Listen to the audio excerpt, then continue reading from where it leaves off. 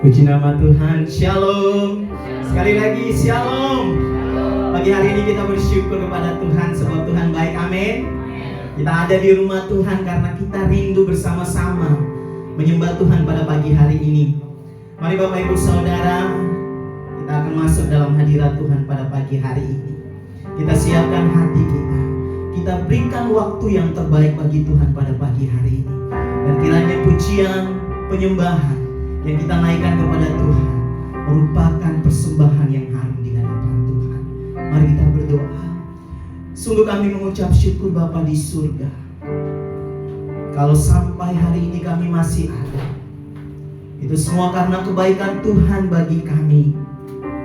Dan saat ini Bapa, kami mau menyembah-Mu, kami mau meninggikan Engkau, sebab Engkau layak kami sembah. Ini hidup kami serahkan ke dalam tangan Tuhan. Hanya di dalam nama Tuhan Yesus, nama yang hidup, kami berdoa. Haleluya. Amin. Bersama kita naikkan pujian kita. Kita mau katakan berserah kepada Yesus, tubuh, roh, dan jiwa. Kami berserah.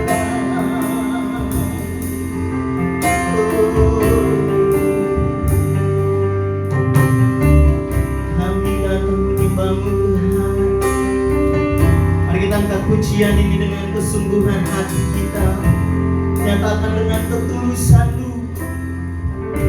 Amin. Berserah kepada Yesus, tubuh, roh, dan jiwa.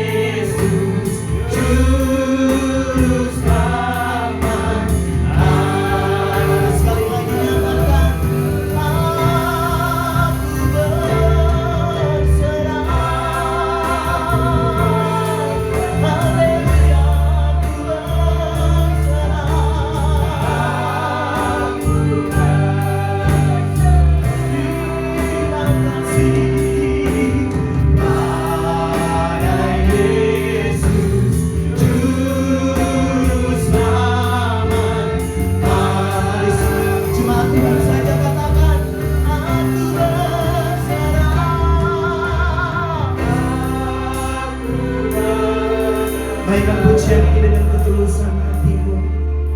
Sebab Tuhan pada pagi hari ini hadir dalam tengah kita. Dia sedang menikmati setiap puji-pujian yang kita naikkan kepada Dia. Terima kasih Tuhan. Mari sekali lagi kami memuliakan.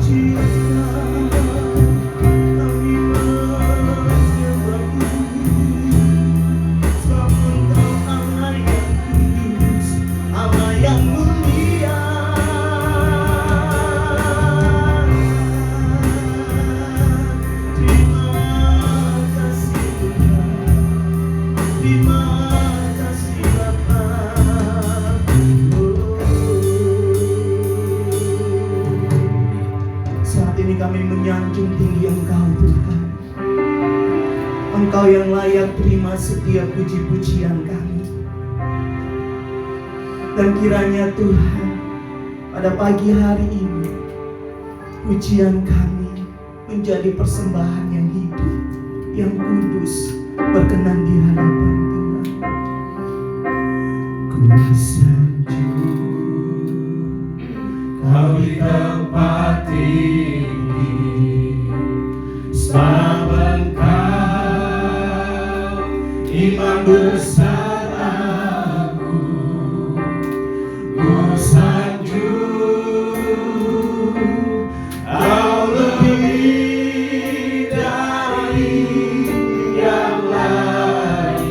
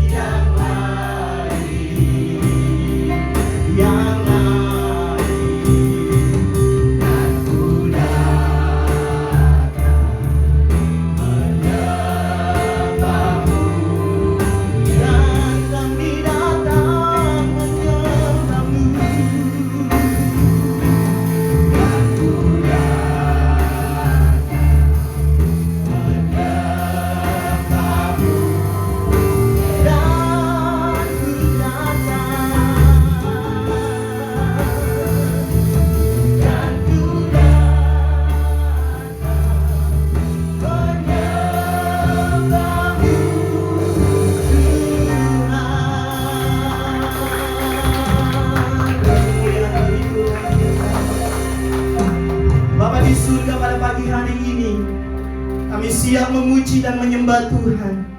Dan kiranya hidup kami, penyembahan kami memuliakan nama-Mu. Tuhan dimuliakan dengan puji-pujian. Hanya di dalam nama Tuhan kami Yesus Kristus kami berdoa. Haleluya. Amin. Shalom Bapak Ibu. Pagi hari ini saya percaya bahwa kita semua bersuka cita, karena hari ini adalah hari yang telah dijadikan Tuhan bagi kita. Mari salam kiri kanannya, satu dengan yang lainnya, berikan senyuman yang terbaik. Kita mau sama-sama katakan pujian kita. Hari ini hari yang telah dijadikan Tuhan. Bersuka cita untuk kemuliaan Tuhan kita. Amin. Mari kita tepuk tangan Bapak Ibu. Dengan pujian ini, dengan bersyukur kepada Tuhan. Sebab hari ini hari yang telah dijadikan Tuhan. Hari ini hari yang telah dijadikan Tuhan. Hari kita bersuka. Hari ini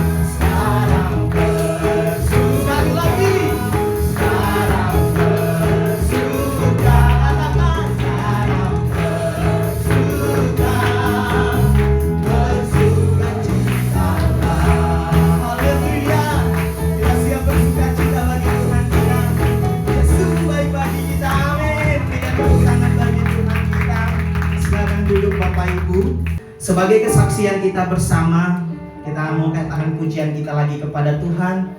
Kita percaya bahwa hari ini kita semua bahagia.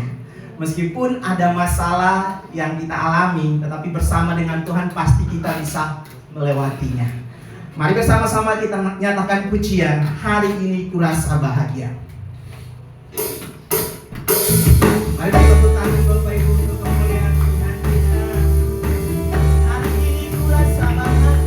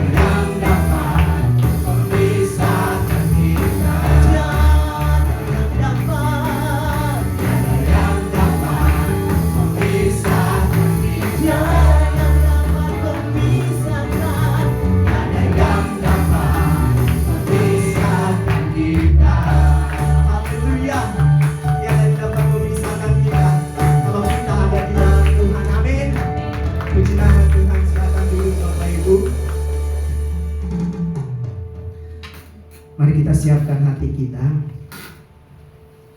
Kita berikan hati kita yang terbaik bagi Tuhan, supaya hati kita menjadi tanah-tanah yang subur, yang siap ditaburi oleh firman Tuhan. Supaya firman Tuhan yang kita dengar itu tidak lalu, tetapi itu menjadi rema bagi kita semua. Sungguh terlalu indah Tuhan ketika kami ada di dalam hadirat-Mu. Kami tidak bisa berbuat apa-apa kalau kami di luar Tuhan. bahkan seluruh pengabdian pelayanan yang kami lakukan tidak dapat membalas kasih-Mu dalam kehidupan kami. Ini hidup kami Bapa di surga. Kami minta kepada Roh-Mu menyucikan hati kami, supaya firman-Mu menjadi rema bagi kami.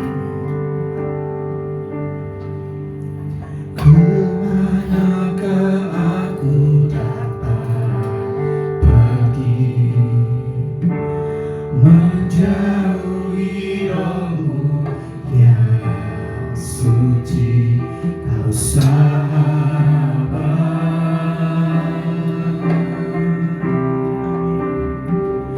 Dan Kau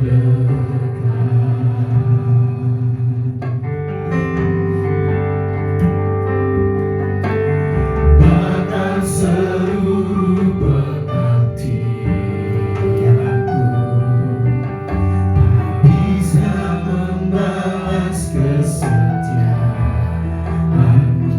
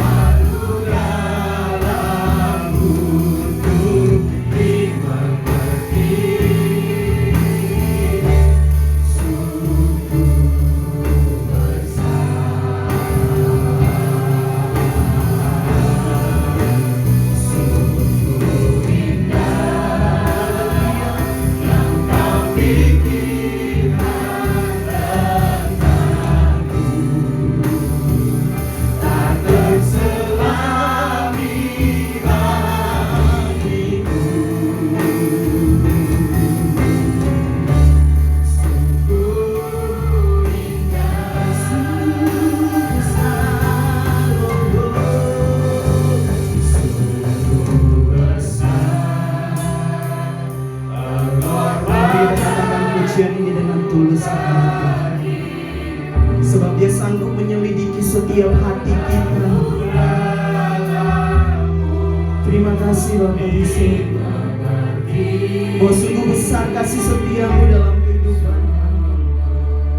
Sungguh besar pengorbanan-Mu bagi kami Bapa di surga. Amin.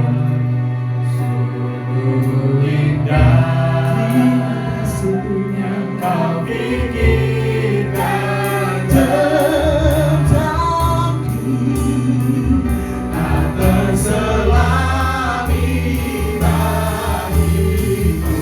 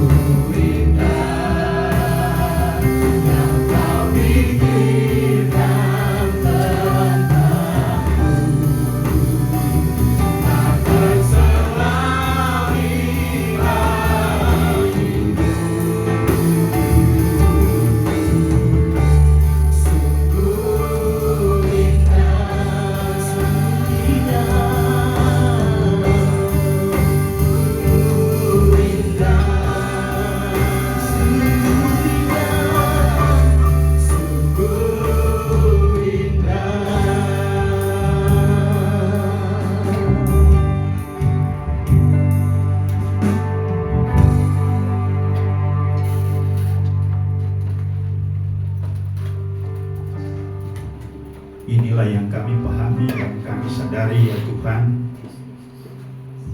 bahwa Engkau selalu berkarya dalam hidup kami. Karya-Mu sungguh teramat penting dalam hidup kami. Karena itu sadarkan kami, agar kami dapat mengalir selaras linear dengan kehendak-Mu. Kami tidak mengarah ke kiri atau ke kanan, tetapi kami terus berjalan bersama dengan Tuhan, bahkan terbang tinggi bagaikan Raja Wali.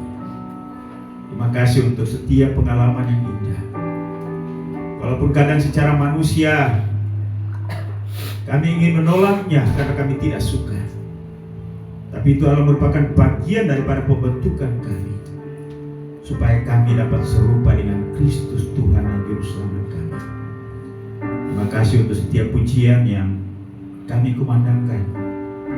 Biarlah Tuhan memperhatikannya itu sebagai persembahan ucapan bibir yang memuliakan Tuhan, dan terus meneguhkan kami dalam pendirian kami akan Engkau.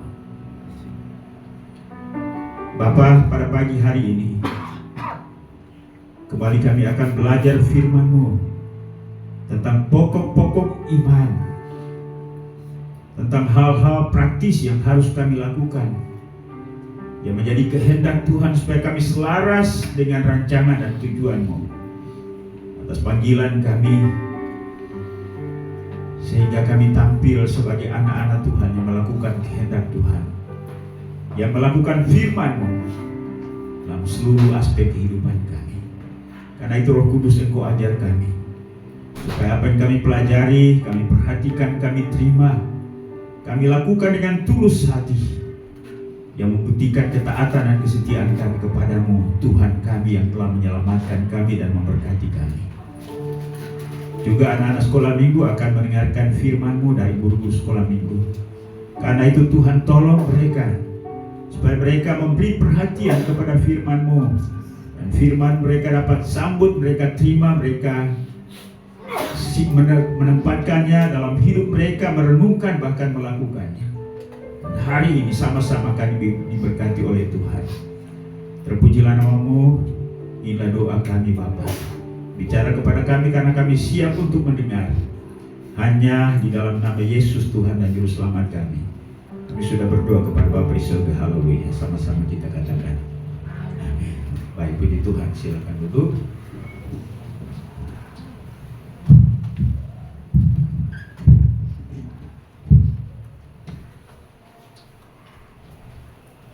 Baik, puji Tuhan. Shalom. Selamat berjumpa kembali dalam kesempatan ibadah pada hari ini, merupakan minggu atau hari minggu pertama di bulan Juni. Kita bersyukur atas penyertaan Tuhan dalam sepanjang bulan Juni, dan Dia izinkan kita dengan sehat walaupun banyak pergumulan. Kita bisa memasuki memasuki bulan Juli. Ya, kita sudah di pertengahan tahun ini kembali. Baik, mari saya ajak kita untuk menjadi pembelajaran kita pada pagi hari ini dalam Kejadian pasal 28 ayat 19 sampai ayat yang ke-20.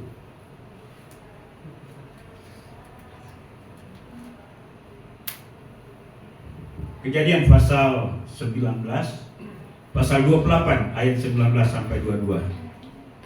Sekali lagi, Kejadian pasal 28 ayat 19 sampai 22. Saya akan membacakan bagi kita sekalian. Kita silih berganti, saya ayat yang ganjil, Bapak Ibu silakan membacakan ayat yang genap. Demikianlah bunyi firman Tuhan. Ia menamai tempat itu Betel. Dahulu nama kota itu Luz. Lalu menasihati Yakub, jika Allah yang hari ini akan menamai aku di dalam untuk bumi, memberikan kepada aku roti untuk dimakan dan pakaian yang dipakai. Sehingga aku selamat kembali ke rumah ayahku, maka Tuhan akan menjadi Allahku. Dan batu yang kudirikan sebagai batu ini akan menjadi rumah Allah.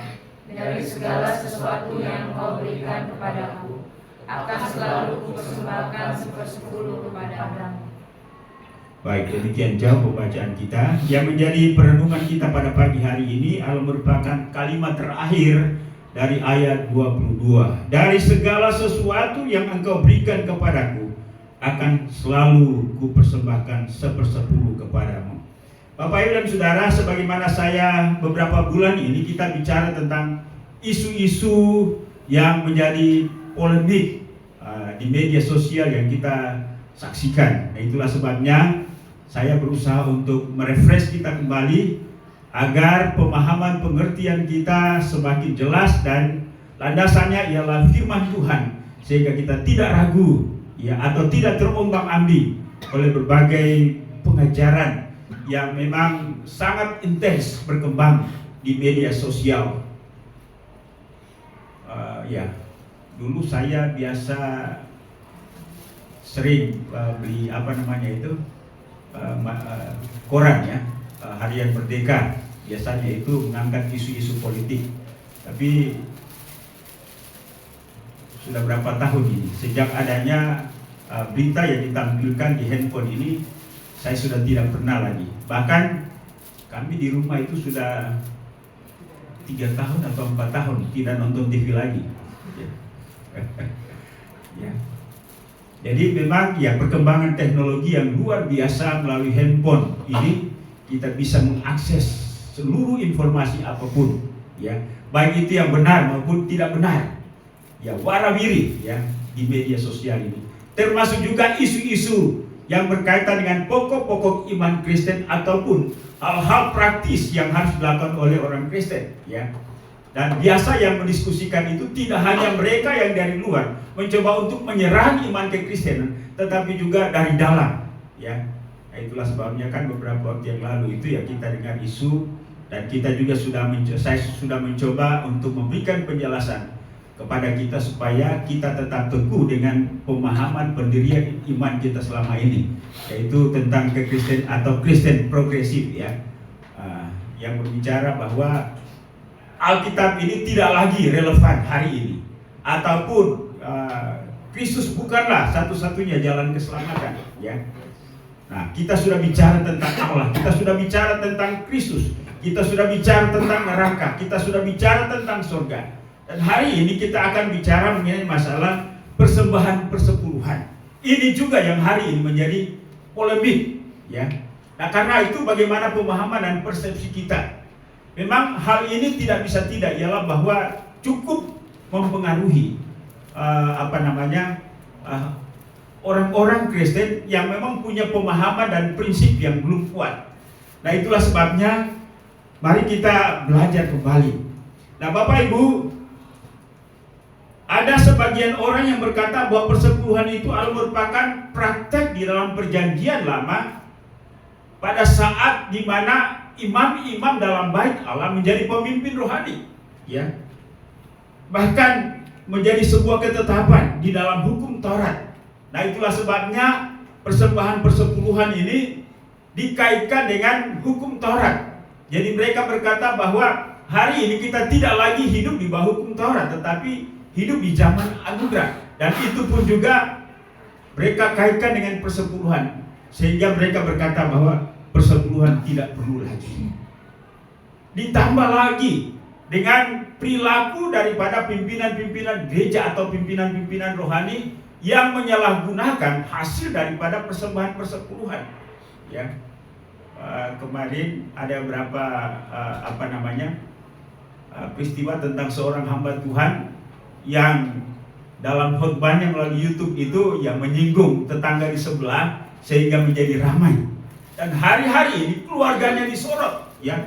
Kemarin saya lihat tampilan-tampilan istrinya itu membawa tas yang brand memang cukup mahal, puluhan juta, ya. Lalu kemudian ditambah dengan komentar-komentar. Ya.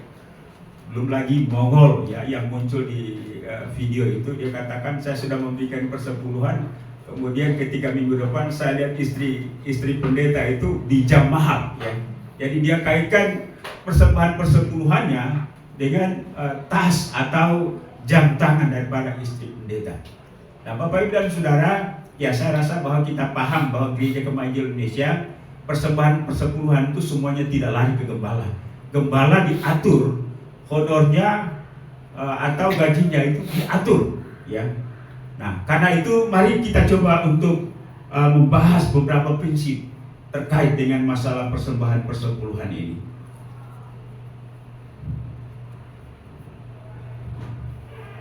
Yang pertama, ada pemahaman bahwa persembahan persepuluhan merupakan praktek perjanjian lama. Itulah sebabnya di zaman perjanjian baru sudah tidak ada lagi. Mari kita melihat prinsip yang pertama, bahwa dengan adanya perjanjian baru bukan berarti bahwa semua ketetapan Allah dalam perjanjian lama dibatalkan, ya. Memang ada sebagian ketetapan yang sudah digenapi dalam diri Yesus yang tidak perlu lagi kita lakukan. Seperti apa itu? Ya. Nah, seperti korban penghapus dosa dan korban penebus salah dalam kitab Imamat, yang itu dicatat dalam kitab Imamat pasal 5. Nah, korban-korban tersebut sudah digenapi oleh Yesus sebagaimana dicatat dalam kitab Ibrani.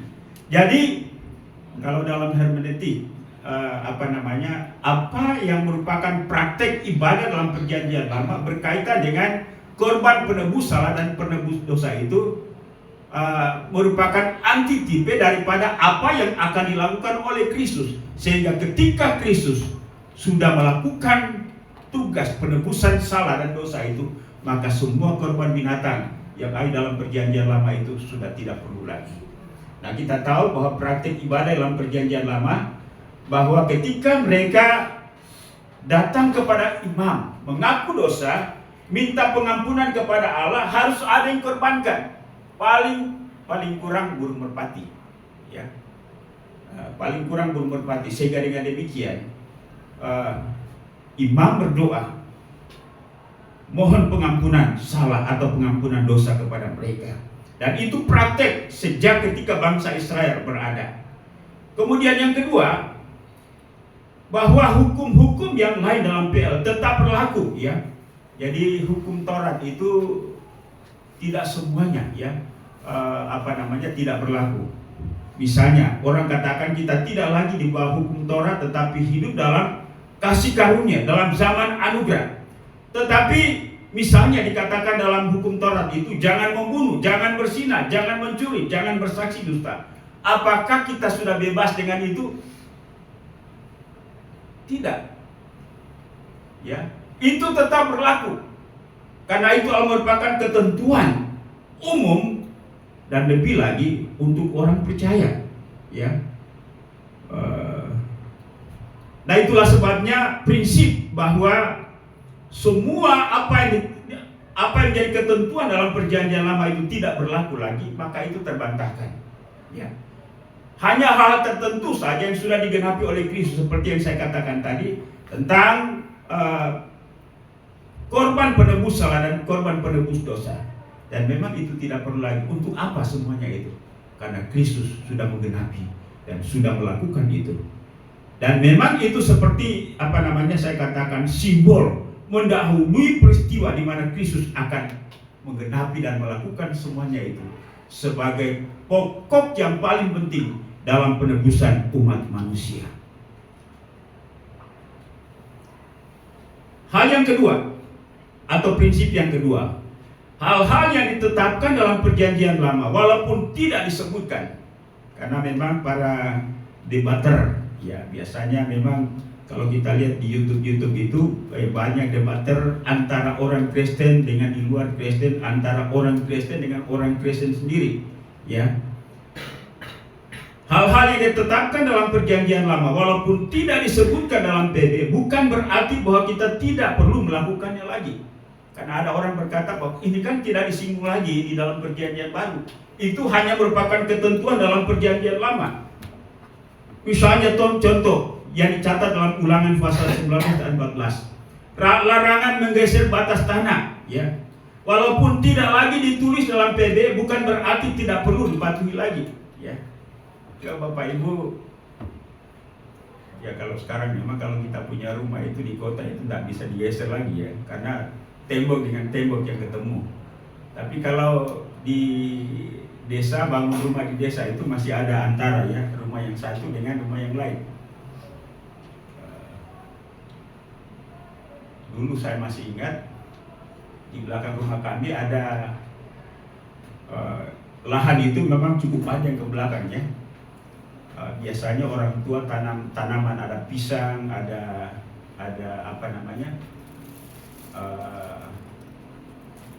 pohon kelapa. Satu pagi ketika saya lihat ini kenapa tetangga ini punya pisang ini sudah masuk menyeberang ke wilayah kita, ya. Ya. Kalau Bapak Ibu punya tetangga seperti ini bagaimana? Diam-diam saja? Bacok. Ya. Pasti jadi masalah, ya. Dan ini ya ditetapkan di dalam perjanjian lama tetapi tidak pernah disinggung lagi dalam perjanjian baru. Pak Ebri, ada yang disinggung mengenai batas tanah dalam perjanjian baru? Kayaknya tidak urus itu lagi, ya. Ya. Nah, ya, ada. Jadi bukan berarti ini kan tidak ada lagi dalam perjanjian baru, saya geser saja dia ambil tetangga punya tanah. Tidak bisa, ya. Jadi itu pokok-pokok atau hal-hal praktis yang dilakukan di dalam perjanjian lama, tetapi prakteknya tetap berlaku dalam perjanjian baru sampai dengan hari ini. Kalau kita tidak lakukan atau kalau kita lakukan, maka itu akan menimbulkan satu masalah sosial, ya. Malah Pak Eko bilang tadi, ya, kalau lihat tetangga seperti itu dibacok, janganlah Pak Eko, ya. Dibicarakan baik-baik, ya. Lalu kemudian kalau yang bersangkutan masih ngotot, panggil orang-orang yang berpengaruh, ya, panggil RT atau RW. Kalaupun tidak, kemudian ya panggillah pegawai dari Pertanahan Nasional. Lihat sertifikat rumah, batas-batasnya seperti apa. Nah, itu adil, ya. Ya, kalau tidak lagi ya memang pada akhirnya ya naik pengadilannya. Jadi itu proses yang harus kita. Tetapi pada prinsipnya sekali lagi, apa yang ditetapkan dalam perjanjian lama walaupun tidak disinggung lagi di dalam perjanjian baru itu masih tetap berlaku. Nah, prinsip yang ketiga bahwa persembahan persepuluhan dipraktikkan jauh sebelum zaman hukum Taurat dan adanya kaum Lewi, ya, sebelum adanya kaum Lewi dan para imam. Contoh yang melakukan ini yang pertama adalah Abraham, ya. Coba bisa tolong tampilkan di dalam Kejadian 14 ayat 17 sampai 20, bisa? Kejadian 14 ayat 17 sampai 20. Ya, ini menceritakan tentang Abraham sebenarnya setelah mengalahkan musuhnya melalui sebuah peperangan. Ya, saya akan baca. Setelah Abraham kembali dari mengalahkan Kedorlaomer dan para raja yang bersama-sama dengan dia, maka keluarlah Raja Sodom menyongsong dia ke lembah Sewa, yakni lembah raja. Terus Melkisedek Raja Salem membawa roti dan anggur. Ia seorang imam Allah yang maha tinggi. Lalu ia memberkati Abraham, katanya, diberkatilah kiranya Abraham oleh Allah yang maha tinggi, pencipta langit dan bumi. Dan terpujilah Allah yang maha tinggi, yang telah menyerahkan musuhmu ke tanganmu. Lalu Abraham memberikan kepadanya 1/10 dari semuanya. Ada para pengkhotbah atau para penafsir yang lain menafsirkan tentang semua peristiwa yang dialami oleh Abraham. Mereka katakan bahwa ini tidak benar. Masa hasil rampasan dipersembahkan kepada Tuhan, ya.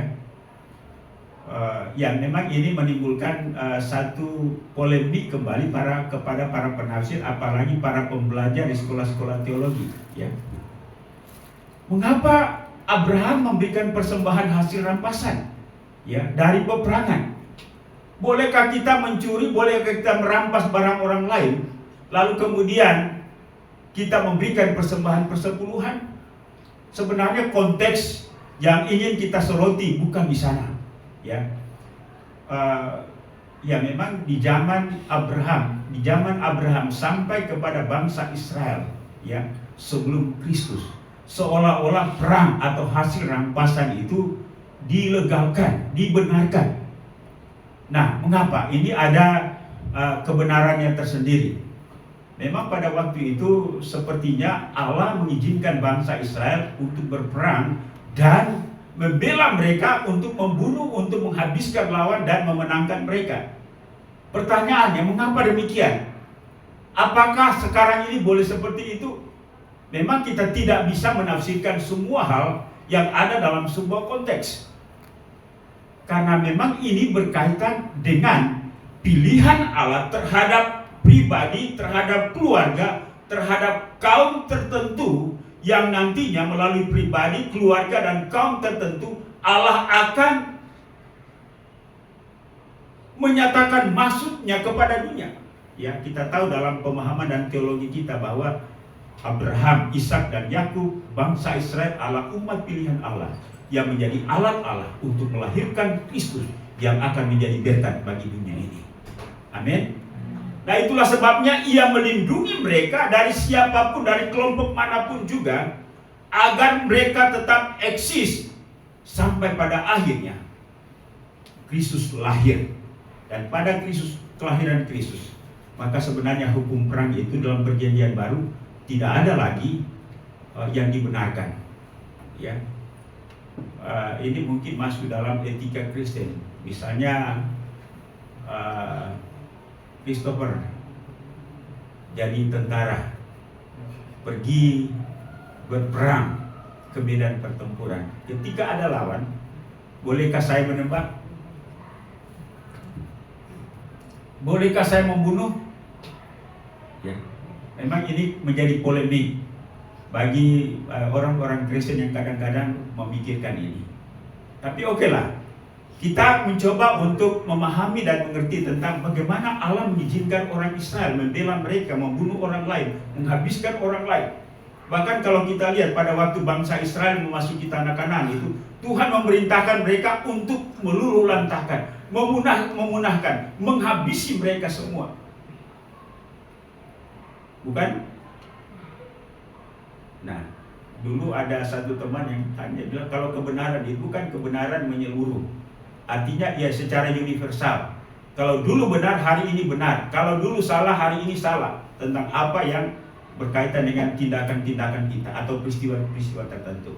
Tetapi mari kita memahami bahwa ketika Allah memilih Abraham, Ishak, dan Yakub, bangsa Israel yang di dalamnya Kristus lahir yang menjadi alat berkat bagi dunia ini, maka ia melindungi mereka dari siapapun.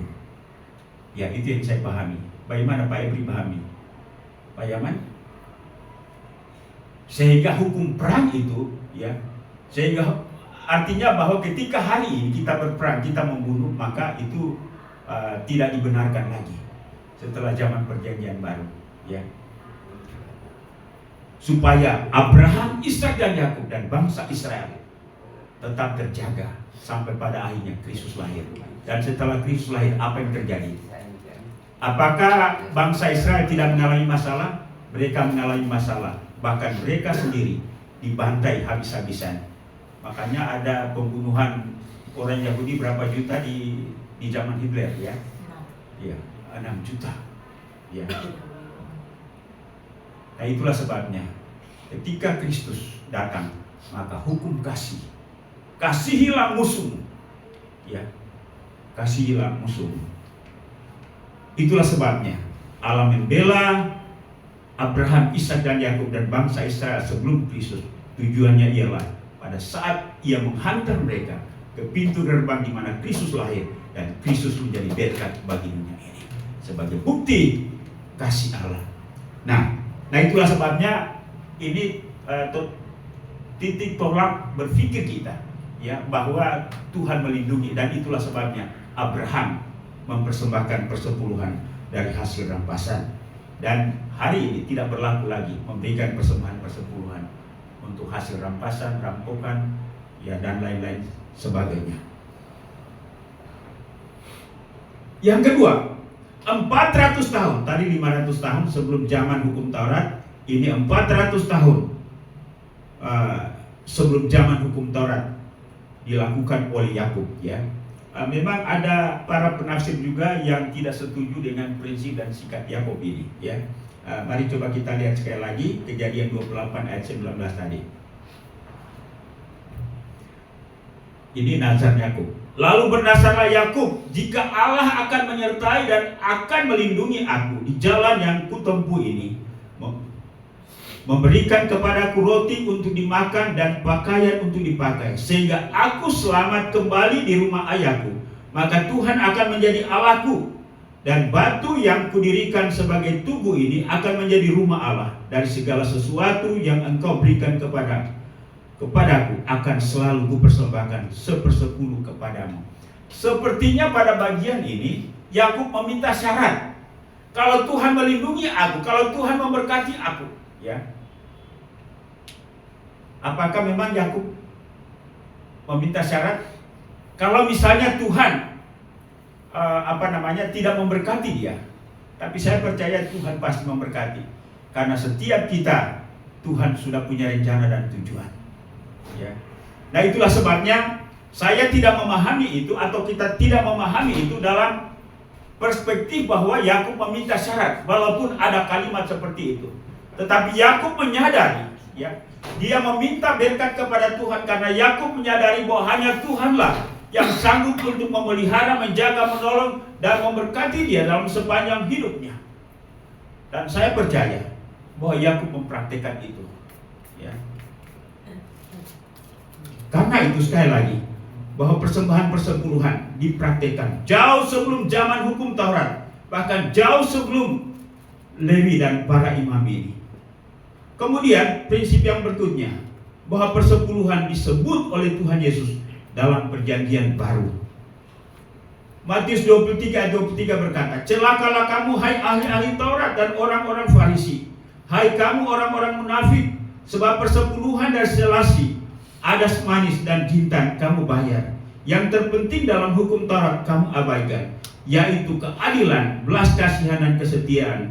Yang satu harus dilakukan dan yang lain jangan diabaikan. Bapak Ibu dan Saudara, memang kita tidak bisa memungkiri bahwa ada pengkhotbah-pengkhotbah tertentu yang menjadikan persepuluhan ini sebagai sarana untuk menjadi alat kampanye supaya jemaat memberi persepuluhan, atau juga menjadi alat menakut-nakuti jemaat, ya, untuk memberi persepuluhan. Nah, Bapak Ibu dan Saudara yang kekasih, sebenarnya persembahan persepuluhan Allah merupakan tanda di mana Allah sebenarnya ingin menyatakan maksudnya, niatnya kepada umatnya, baik kepada zaman perjanjian lama maupun perjanjian baru, supaya menyatakan keadilan dan belas kasihan serta kesetiaan. Ya, kadang-kadang kita mencoba untuk memilah-milah apa yang kita lakukan bagi Allah. Misalnya ada orang tertentu ketika dia sudah jadi pendeta, dia katakan saya sudah jadi pendeta, saya sudah menyerahkan seluruh hidup saya kepada Tuhan dan saya tidak perlu menyerahkan uang saya. Saya tidak perlu memberikan persembahan persepuluhan saya. Tidaklah seperti itu. Pendek kata bahwa semua yang kita miliki, kita pahami Allah berkat daripada Tuhan. Kesehatan, kekuatan, ya.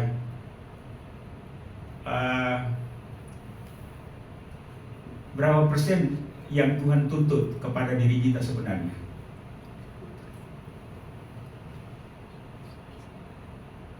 Yang Tuhan tuntut adalah kesempurnaan, ya. Makanya seorang muda yang datang kepada Tuhan Yesus itu, dia datang kepada Tuhan Yesus, dia katakan, "Guru, perbuatan baik apa yang saya harus lakukan?" Lalu kemudian Tuhan Yesus merujuk kepada hukum Taurat kembali, ya. Saya sudah melakukan ini dan itu. Yesus katakan, tinggal satu hal lagi, karena Tuhan Yesus tahu orang itu kaya dan bagaimana hati orang itu terhadap kekayaannya. Dan Yesus berkata, ini merupakan alat uji bagi anak muda itu. Kalau engkau hendak sempurna, pergilah jualah seluruh hartamu dan bagi-bagikanlah itu kepada orang miskin. Apakah yang Yesus masukkan seperti itu? Nah, sebenarnya persoalannya adalah persoalan hati.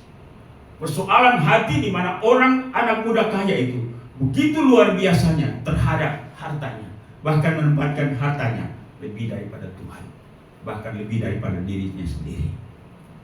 Bapak Ibu dan Saudara, saya rasa bahwa Tuhan membutuhkan semuanya sebagai tanda kasih, tanda ucapan syukur kita kepada Allah.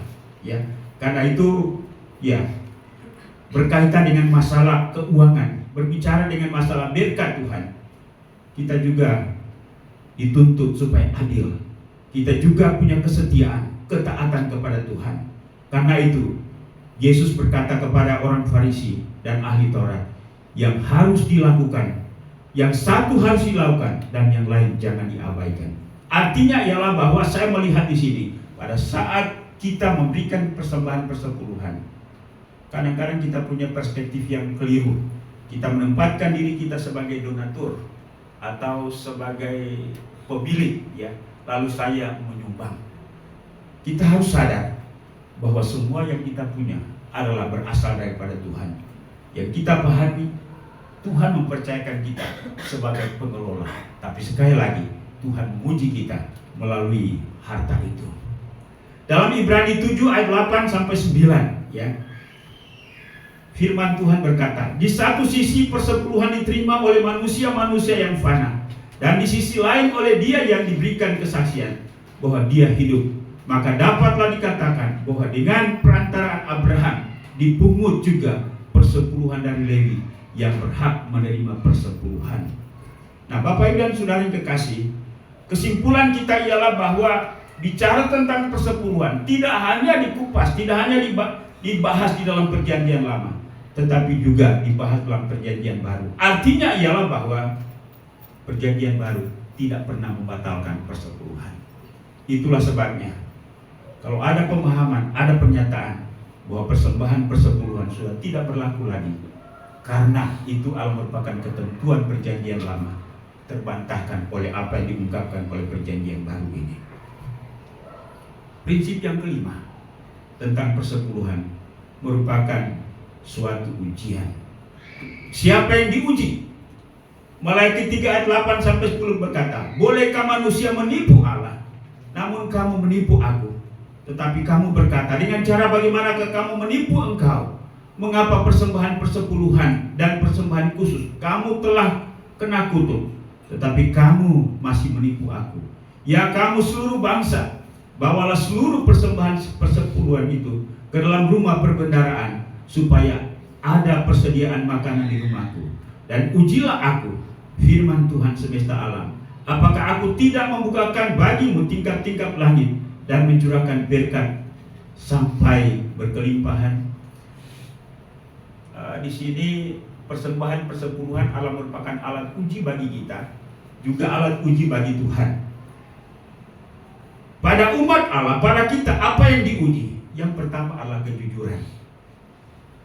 Ya, kejujuran, di mana ketika bangsa Israel di zaman Malayaki ini, ketika mereka tidak memberi persepuluhan, Tuhan memberikan sebuah pernyataan bahwa mereka telah menipu Allah.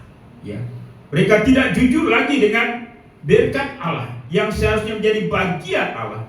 Mereka mengambilnya, mereka memakainya sendiri. Yang kedua, keadilan. Ya, kalau kita juga sebenarnya memiliki pengajaran bahwa semua berkat yang kita miliki, walaupun itu milik kita, maka pada kita itu ada yang menjadi bagian daripada fakir, miskin, yatim piatu. Kita diberikan anjuran, ya, bahkan perintah untuk memperhatikan mereka. Ada istilah yang kita gunakan, itu mereka yang tidak beruntung. Artinya bahwa kita punya tanggung jawab sosial, bukan? Ya, kita harus adil. Itulah sebabnya, ya, kalau kita melihat teman, sahabat, tetangga kita, dan kita bisa menolong, tolonglah mereka. Amin. Ya, karena memang ya kita menjadi alat Allah untuk menolong mereka. Ya, ada sebuah cerita anekdot, sebuah keluarga bertetangga, yang satu kaya, yang satu miskin. Lalu kemudian mereka selalu berdoa, keluarga kaya ini, Tuhan tolong tetanggaku yang sebelah, dia berkekurangan. Kemudian ini anak dia perhatikan, ini sudah beberapa minggu ini kita doakan tetangga di sebelah yang kekurangan. Lalu dia bilang kepada bapaknya, Pak, bukankah kita punya, malah kita buang-buang, kita banyak sisa. Kenapa kita tidak menolong mereka? Ya. Tuhan mempercayakan kita untuk menjadi alatnya. Karena itu kita harus adil. Juga adil terhadap Tuhan yang menjadi sumber berkat. Juga merupakan alat uji bagi kesetiaan kita. Ya, iman kita, kasih kita, tanggung jawab kita. Dan saya percaya orang yang dewasa secara rohani pasti tahu apa yang menjadi tanggung jawabnya terhadap Tuhan dan terhadap sesama. Kemudian alat uji yang kedua, alat uji bagi Allah. Firman Tuhan berkata, ujilah aku, firman Tuhan semesta alam, apakah aku tidak membukakan bagimu tingkap-tingkap langit dan mencurahkan berkat kepadamu sampai berkelimpahan. Tidak ada satu ayat ini, para pengkhotbah lain saya belum temukannya, bahwa ada satu peristiwa atau ada satu amanat yang berkaitan dengan apa yang harus dilakukan oleh orang percaya untuk memuji Tuhan. Ini satu-satunya ayat yang dimana orang percaya melakukannya, Allah memuji Tuhan, sehingga Tuhan berkata, ujilah aku, ya, apakah aku tidak membukakan bagimu tingkap-tingkap langit dan mencurahkan berkat kepadamu sampai berkelimpahan.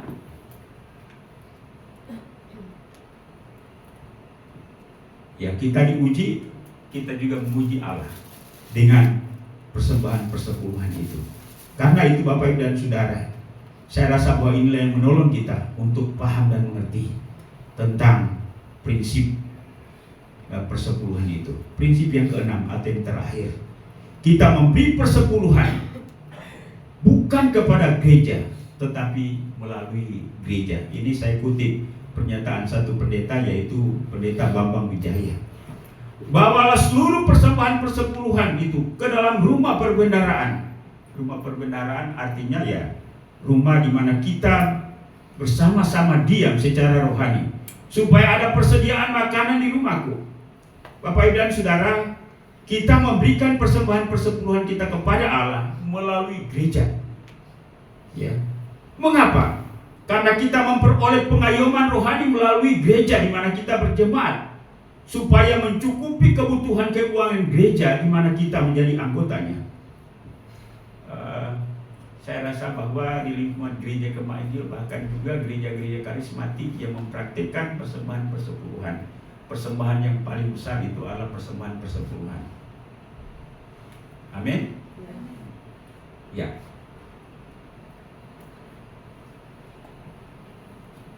di gereja di mana kita menjadi anggotanya. Kita dilayani dengan firman Tuhan secara teratur di sana, ya.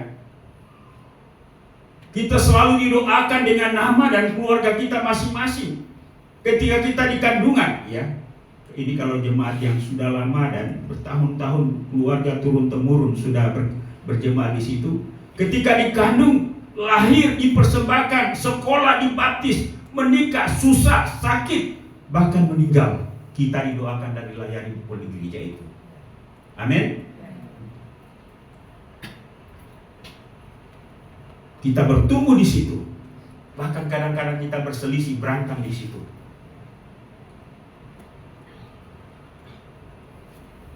Itu kita tidak bisa hindari. Tapi itu adalah merupakan alat uji bagi kita untuk menjadi orang Kristen yang kuat dan dewasa atau tidak. Cuma kadang-kadang kita nggak kuat, ya.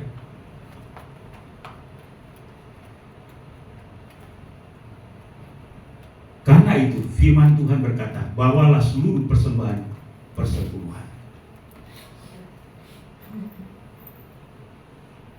Ada pertanyaan-pertanyaan, bolehkah saya langsung memberi persembahan persepuluhan saya ke gereja lain? Halo Bapak Ibu? Jangan, Pak. Ya, kita dilayani, kita diayomi, kita didoakan dengan nama kita dan keluarga kita di situ. Kita susah, ya. Makanya ada ada pernyataan dari seorang melalui Facebook itu, dia katakan silakan menyukai, silakan mengikuti khotbah-khotbah di YouTube oleh pendeta-pendeta yang terkenal. Tapi ketika engkau sakit, mereka tidak akan mungkin pergi menemui engkau. Apalagi ketika engkau meninggal, tidak mungkin mereka akan melayani engkau. Busuk, ya, orang Ambon bilang, busuk-busuk gembalamu, walaupun dia kecil, dia yang akan berjibaku dengan situasi untuk menolong engkau, mendoakan engkau. Ketika sakit, dia yang akan mengunjungi engkau. Tapi mereka tidak. Tapi berapa banyak orang Kristen yang mengabaikan kepalanya, lalu memuja-muja pendeta-pendeta di YouTube, pendeta-pendeta besar di televisi. Tapi ketika engkau sakit, dia tidak mungkin mengenal engkau. Dia tidak mungkin melakukan sesuatu bagimu. Karena itu, kita harus kembali ke laptop. Ya. Kita harus kembali ke jemaat di mana kita berada. Amin, Bapak Ibu. Amin. Ya. Kalau persepuluhan kita lari ke sana, maka itu kita tidak adil. Putri, kalau Pak Eko punya penghasilan, dia kasih ke temannya atau mantannya, mau nggak? Nggak, saya masakin dia. Ya, emang tidak adil, kan? Ya.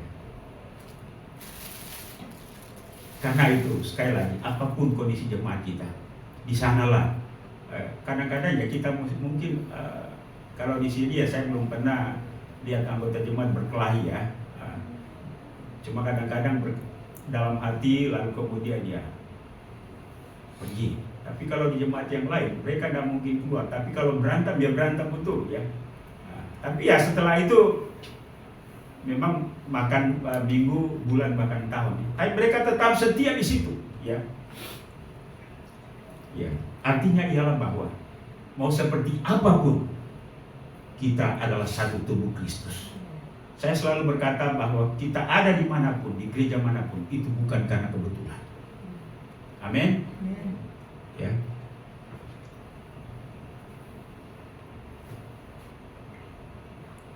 Karena itu firman Tuhan berkata, bawalah seluruh persembahan persepuluhan ke dalam rumah perbendaharaan, supaya ada persediaan makanan di rumahku. Perlu diperhatikan, tujuannya supaya ada persediaan makanan. Artinya makanan sehari-hari, bukan makanan bermewah-mewah atau hidup bermewah-mewah dengan persembahan. Karena itu para imam yang mengelola harus tahu tentang hidup dalam kesederhanaan yang pantas dan pengelolaan persembahan yang baik dan benar. Memang kita tidak bisa memungkiri bahwa banyak pendeta yang menyalahgunakan persembahan ini. Beli villa di luar negeri, anak-anaknya dibelikan mobil yang mahal-mahal. Tapi saya rasa mudah-mudahan pendeta gereja Gema Indonesia tidak seperti itu. Tapi saya melihat belum pernah. Pak Ebi di gereja Gema belum pernah ada gereja pendeta yang ya jangankan mobil apa yang paling mahal sekarang? Rubicon. Ya. Jangankan mobil seperti itu. Kayaknya ketua umum saja tidak punya BMW ya. Ya, itu mobilnya itu mobil tahun berapa? Itu pun juga bekas ya. Ya, belum sampai seperti itu. Dijauhkanlah kiranya hal seperti itu dari pendeta gereja Gema Indonesia. Ya, jadi hidup menyesuaikan. Kalau sih malah ya kondisi keuangan ditentukan oleh kondisi keuangan. Tadinya katakan honornya sekian, kondisi keuangan tidak memungkinkan, diturunin malah ya. Ya, itu yang ada. Tetapi ya dia harus hidup menyesuaikan diri. Jangan bersungut.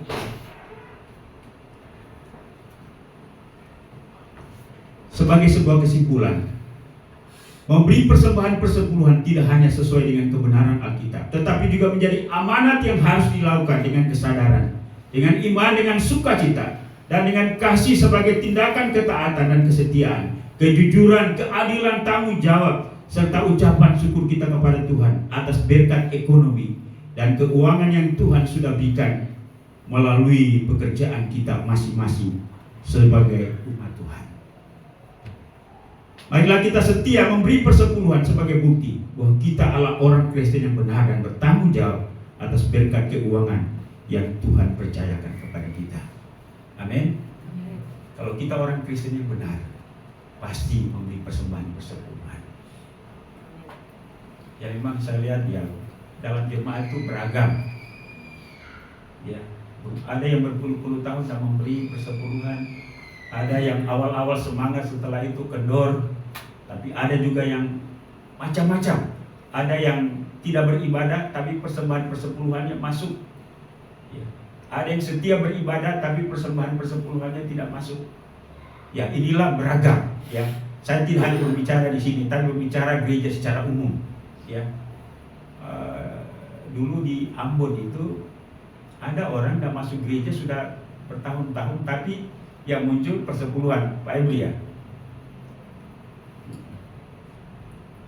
Ya, jadi itu beragam. Karena itu mari kita paham dan kita sadar bahwa kalau kita orang Kristen yang benar, pasti memberi persembahan persepuluhan. Ya, di jemaat kita ya momentum secara khusus saya dorong adalah ketika anak-anak kita mau baptis, ya selalu saya selipkan itu. Kemudian mereka yang akan menikah, ya mereka akan menikah, diberikan pertanyaan, mereka siap untuk melakukannya, tetapi rupanya lalai juga. Nah, karena itu hari ini kita diingatkan kembali supaya kita setia memberi persepuluhan.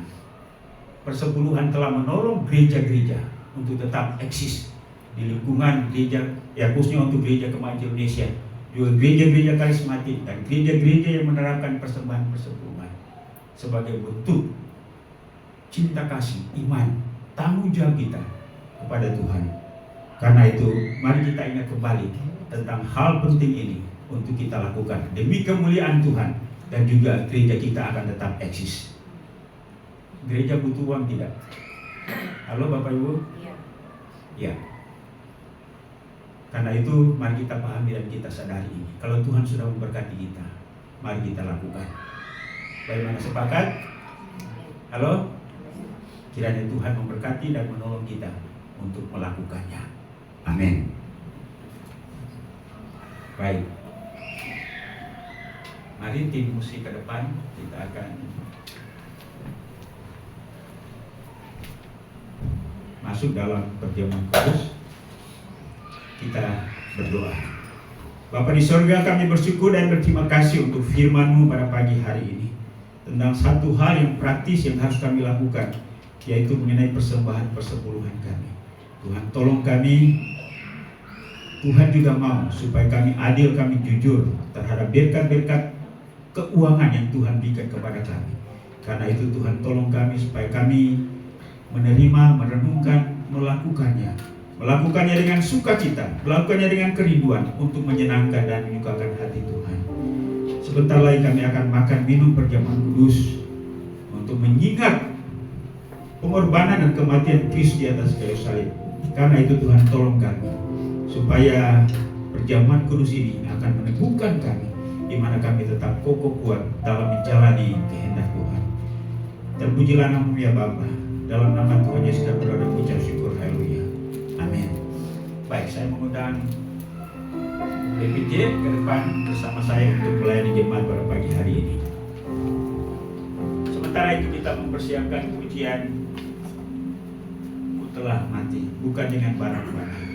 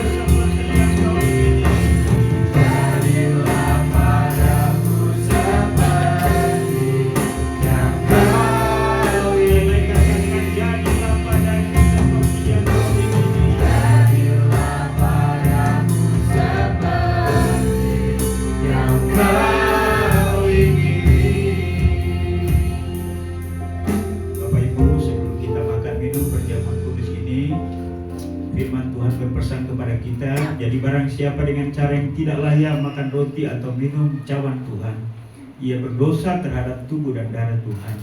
Karena itu hendaklah tiap-tiap orang menguji dirinya sendiri, dan baru sesudah itu ia makan roti dan minum dari cawan itu.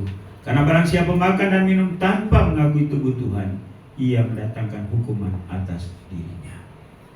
Sebelum kita makan minum, saya berikan kesempatan bagi kita sekalian untuk masing-masing berbicara kepada Tuhan tentang apa yang Tuhan mau dalam hidup kita. Minta supaya Tuhan meneguhkan kita agar kita hidup dalam kehendak-Nya.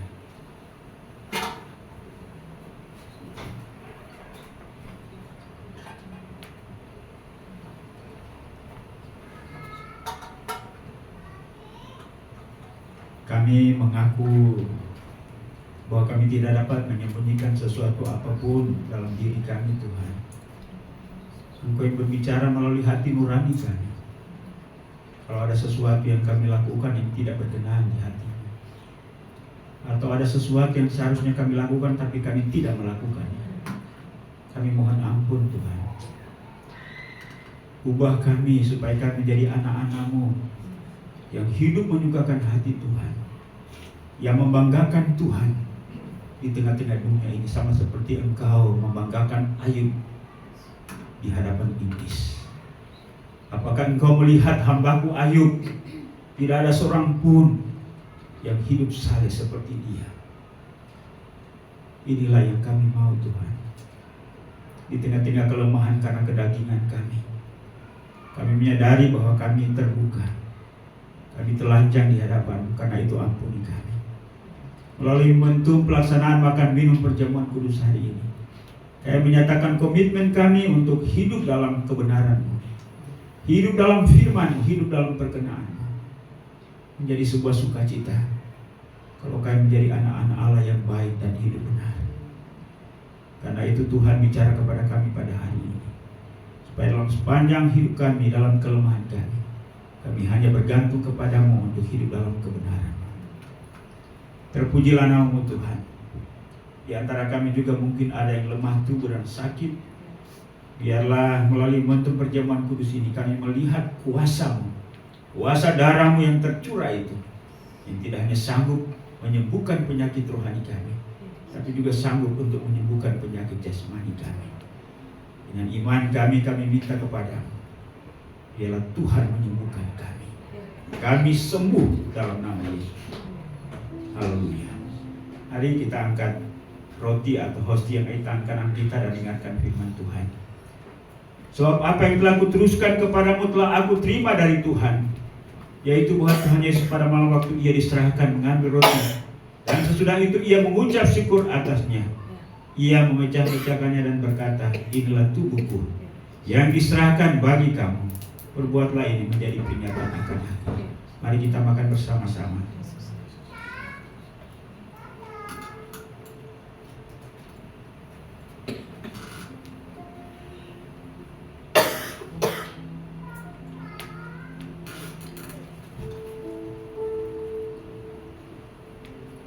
Mari kita angkat cawan yang ada di tangan kanan kita dan dengarkan firman Tuhan.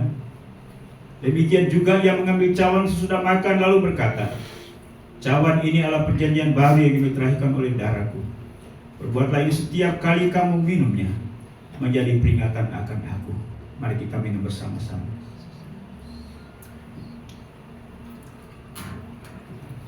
Sebab setiap kali kamu makan roti ini dan minum cawan ini, kamu memberitakan kematian Tuhan sampai ia datang. Kita menaikkan ucapan syukur kita dengan menyanyikan pujian haleluya, haleluya. Haleluya, haleluya, haleluya, haleluya. Hallelujah.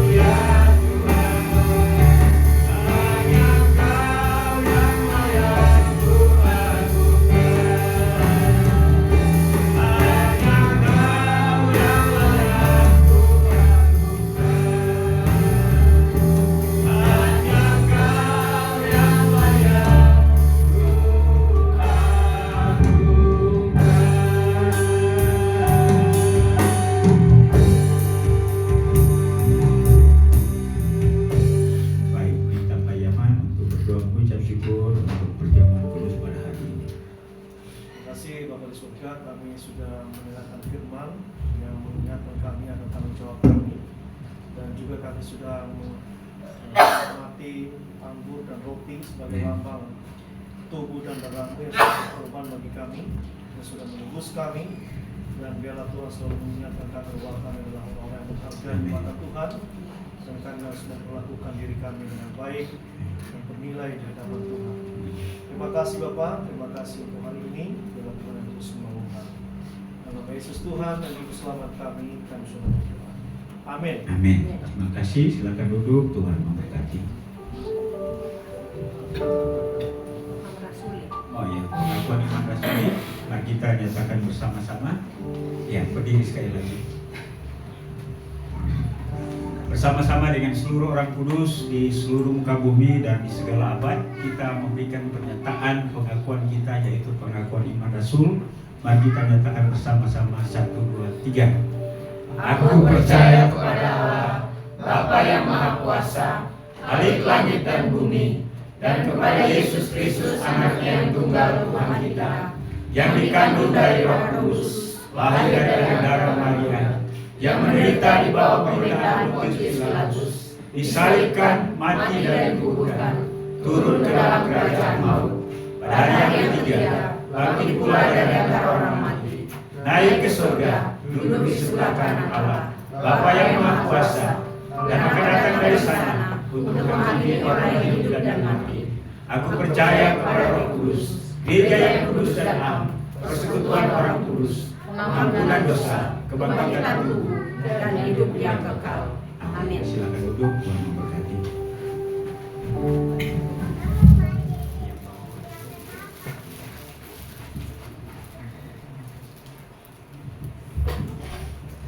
Puji nama Tuhan, saya percaya bahwa kita semua diberkati dengan firman Tuhan pada pagi hari ini. Pagi hari ini kita akan mempersembahkan persembahan kita kepada Tuhan. Tapi sebelumnya kita akan mendengarkan firman Tuhan dari Lukas pasal 6 ayat 38 berkata, "Berilah dan kamu akan diberi, suatu takaran yang baik, yang dipadatkan, yang digoncangkan, dan yang tumpah keluar akan dicurahkan ke dalam libahanmu. Sebab ukuran yang kamu pakai untuk mengukur akan diukur kepadamu." Mari kita berikan persembahan kita berdoa. Bapa, di dalam nama Tuhan kami Yesus Kristus, di pagi hari ini kami sungguh sangat mengucap syukur untuk firman Tuhan yang kembali meneguhkan kami. Dan biarlah pada pagi hari ini kami memberi dengan kerelaan hati kami, bukan karena paksaan. Kami mau memberikan yang baik bagi Tuhan. Dan kiranya Tuhan memberkati persembahan-persembahan yang akan diberikan oleh anak-anak-Mu. Terima kasih Bapa di surga. Hanya di dalam nama Tuhan kami Yesus Kristus kami berdoa. Amin. Hitung berkat. Nyanyikan pujian ini dan kita memberikan dengan penuh sukacita.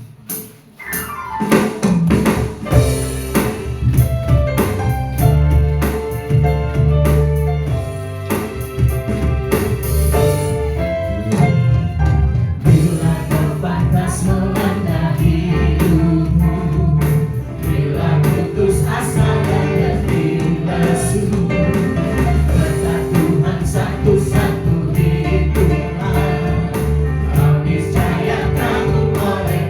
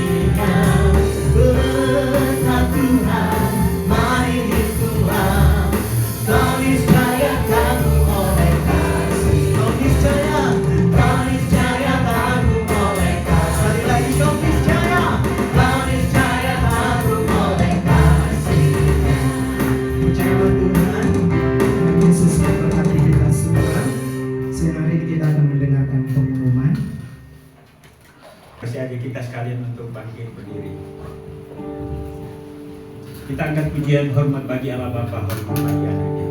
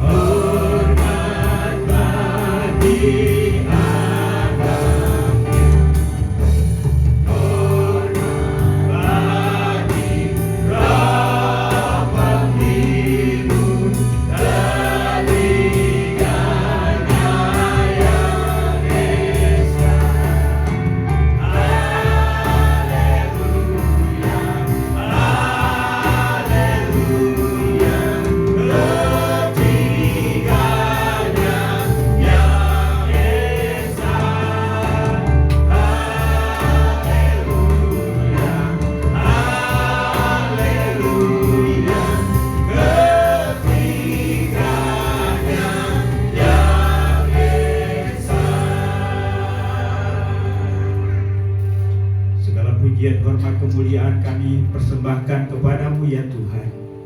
Karena kalau ibadah hari ini dapat berlangsung dengan segala baik dari awal pertengahan hingga menjelang selesainya, kami tahu bahwa itu karena anugerah Tuhan. Sungguh kami menikmati kesucian, kami menikmati firman, kami menikmati kebersamaan kami satu dengan yang lain. Kami saling meneguhkan dan kami saling menguatkan. Kiranya penyembahan pujian kami, penyembahan kami, persembahan kami menjadi dupa yang berbau harum, yang naik di hadapan Tuhan serta membukakan hati Tuhan. Terima kasih untuk semua hamba-hamba yang Tuhan sudah pakai dalam pelayanan hari ini. Kiranya Tuhan memberkati kami secara khusus atas apa yang kami lakukan. Karena kami tahu janji-Mu ialah apa yang kami lakukan buat Tuhan tidak akan pernah sia-sia. Karena itu Tuhan, semangatkan kami terus untuk setia kepada Tuhan, untuk melakukan seluruh kebenaran firman-Mu, sehingga kami menjadi anak-anak Tuhan yang saleh, yang hidup setia, yang hidup menyukakan hati Tuhan. Sekali lagi mohon ampun atas kelalaian kami terhadap firman-Mu, karena kami selalu mementingkan jalan pikiran kami, keinginan kami, kesenangan kami sendiri.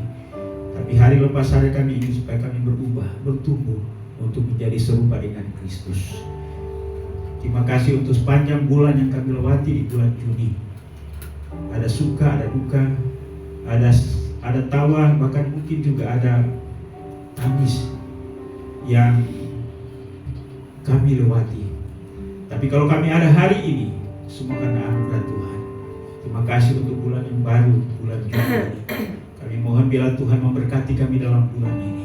Kesehatan, kekuatan, sukacita, damai, sejahtera Tuhan anugerahkan bagi kami. Kemampuan dan kesanggupan untuk melakukan apapun untuk menyatakan kepada dunia bahwa Tuhan ada di dalam hidup kami. Terima kasih berdoa untuk seluruh jemaat-Mu dalam pertumbuhan iman rohani mereka. Biarlah Tuhan tolong kami supaya kami semakin paham akan firman. Kami terbuka untuk berubah, dan kami dengan sadar, dengan rela, dengan bahkan dengan suka kami akan melakukan firman apapun itu Tuhan. Karena untuk itulah kami dipanggil untuk menjadi pelaku-pelaku firman, bukan hanya menjadi pendengar. Terima kasih, berdoa untuk kehidupan rumah tangga, hubungan suami istri, anak, orang tua, adik kakak. Tuhan pelihara. Kalaupun ada perbedaan-perbedaan, jangan biarkan iblis menggunakan semuanya itu untuk menghancurkan kami. Tapi kami perlu menyadari bahwa kami saling menopang, saling mendukung dalam pertumbuhan iman rohani kami, agar kami dapat menjadi pribadi-pribadi yang menjadi alat berkat Tuhan dalam keluarga kami. Kami juga berdoa Tuhan untuk usaha dan pekerjaan jemaat. Tuhan Engkau memberkati apapun yang dikerjakan dalam kebenaran, pasti akan datangkan berkat ekonomi dan keuangan. Kami berdoa untuk jemaat Tuhan yang masih terus mencari pekerjaan, bahkan ada pekerjaan yang baru.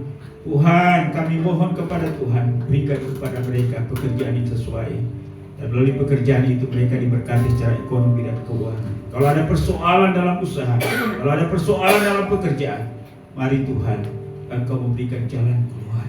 Dan biarlah kami boleh menjalani kehidupan kami dengan sukacita, dengan satu pengalaman dan keyakinan bahwa Tuhan selalu menyertai kami. Kami juga mau berdoa Tuhan untuk jemaat Tuhan yang sakit lemah tubuh, flu, batuk, pilek, apapun bentuk penyakit itu. Kami percaya kuasa-Mu telah mematahkan dan mengalahkan semua penyakit itu. Karena itu kami topang seluruh jemaat yang lemah tubuh dan sakit, sembuh di dalam nama Yesus. Kami juga berdoa Tuhan untuk anak-anak kami yang bersekolah, yang mulai besok mereka akan kembali melanjutkan pelajaran mereka. Siapkan mereka supaya mereka dapat belajar dengan tekun dan mereka boleh selesai tepat pada waktunya. Mereka akan masuk kuliah. Mari Tuhan Engkau tolong. Anak-anak kami yang menunggu wisuda, Tuhan Engkau tolong sehingga mereka dapat menjalankan semua wisuda itu. Dan Tuhan kasih buat pekerjaan dan profesi yang baru. Hari ini juga kami mau berdoa buat jemaat Tuhan yang tidak bersama dengan kami. Kami berdoa untuk para Dima di Jawa, yang berdoa untuk Pak Koni yang ada di Bogor, Ibu Vivi yang ada di Amerika, demikian pun juga Alvin Ine di Amerika, Tirta Claudia di Amerika. Tuhan yang Kau memberkati mereka. Biarlah mereka juga senantiasa menikmati perjalanan hidup mereka bersama dengan Tuhan. Dan ingatkan mereka bahwa kami dalam roh selalu sehati dengan mereka, bahkan mendukung mereka di dalam doa. Dan biarlah mereka juga mengingat jemaat ini sebagai rumah rohani mereka. Terima kasih Bapa di surga. Kami juga berdoa untuk anak-anak-Mu yang berencana untuk keluar negeri juga. Tuhan, buka jalan bagi mereka sehingga mereka memperoleh pekerjaan apa yang menjadi keinginan mereka. Dan ketika mereka diberkati, sekali lagi ingatkan mereka tentang Tuhan dan ingatkan mereka juga tentang keluarga rohani jemaat ini. Bapa di surga, kalau ada jemaat yang hari ini punya pergumulan khusus, kami tidak tahu apa bentuknya, di tengah-tengah doa syafaat kami topang mereka, kiranya Tuhan ulurkan tangan-Mu dengan penuh kuasa. Tuhan dampingi mereka, Tuhan berbicara kepada mereka, teguhkan mereka, mampukan mereka untuk melewati persoalan hidup itu. Dan biarlah mereka tetap teguh dan setia dengan Tuhan. Kami berdoa juga Tuhan untuk gereja ini. Tuhan Engkau berkati jemaatnya supaya tetap solid, tetap setia beribadah, setia melayani. Dan kami dapat menyatakan pertumbuhan cinta kasih kami kepada Tuhan melalui jemaat ini. Demikian pun juga Tuhan, kami mohon biarlah Tuhan tambahkan jumlah bilangan jemaat ini. Mereka yang melayani, Tuhan berikan kesetiaan dan kerelaan untuk melayani dengan sungguh-sungguh, pengorbanan, sehingga dengan demikian jemaat ini bertumbuh untuk kehormatan kemuliaan bagi nama Tuhan. Kami berdoa untuk gereja Kemahiran Indonesia, baik pada tingkat pusat, wilayah, daerah sampai gereja lokal. Tuhan Engkau memberkati. Biarlah gereja ini menjadi alat Tuhan untuk menyatakan shalom Allah bagi Indonesia ini. Dan dengan demikian banyak jiwa dapat dimenangkan. Demikian pun juga kami mau berdoa Tuhan untuk gereja Kemahiran Indonesia, baik pada tingkat pusat, wilayah, daerah sampai pada gereja di lokal. Tuhan Engkau berkati kerjasama pemimpin-pemimpin gereja. Demikian pun juga untuk penginjilan, baik dalam negeri luar negeri. Tuhan Engkau memberkati. Kami juga mau berdoa untuk pemerintah bangsa dan negara kami. Engkau berkati Presiden Joko Widodo dan Ma'ruf Amin, kabinet, jajaran pemerintahan dari pusat sampai ke daerah. Demikian pun juga Tuhan untuk semua lembaga tinggi negara, TNI, Polri. Tuhan berkati pergantian atau alih kepemimpinan nanti beberapa bulan ke depan, ya Tuhan tolong sehingga semuanya berjalan dengan baik. Akan tugas seorang presiden dan wakil presiden baru, Prabowo dan wakilnya, dan bangsa ini tetap eksis. Kerinduan kami supaya bangsa ini dapat dimenangkan bagi Tuhan. Kami juga mau berdoa Tuhan untuk mengucap syukur untuk persembahan jemaat hari ini, persembahan kolekte, persembahan sukarela, persembahan janji iman, persembahan persepuluhan. Biarlah semuanya ini adalah merupakan pernyataan cinta kasih kami kepada Tuhan, ketaatan kami kepada-Mu, iman kami, juga tanggung jawab kami atas keuangan yang Tuhan percayakan untuk jadi pengelolanya. Kami tahu bahwa ketika kami memberi dengan benar, pasti Tuhan memberkati kami. Karena itu berkatilah seluruh jemaat-Mu yang sudah memberi dengan sukacita. Inilah doa kami pada hari ini Tuhan. Sebentar kami akan makan minum sebagai tanda ucapan syukur kami atas bulan yang baru yang Tuhan anugerahkan. Tuhan memberkati ibu-ibu yang sudah menyediakan makan minum bagi kami. Kembalikan berkat-Mu bagi mereka secara berkelimpahan. Hanya dalam nama Yesus Tuhan dan Juru Selamat kami sudah berdoa. Bapa, terima kasih.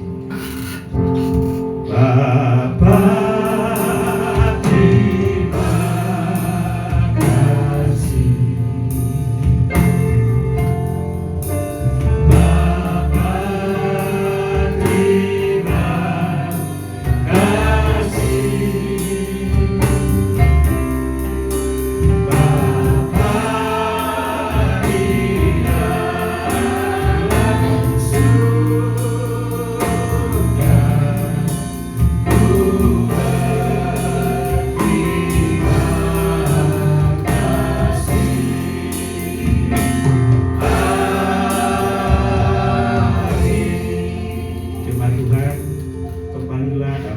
kehidupanmu sehari-hari, khususnya dalam minggu ini.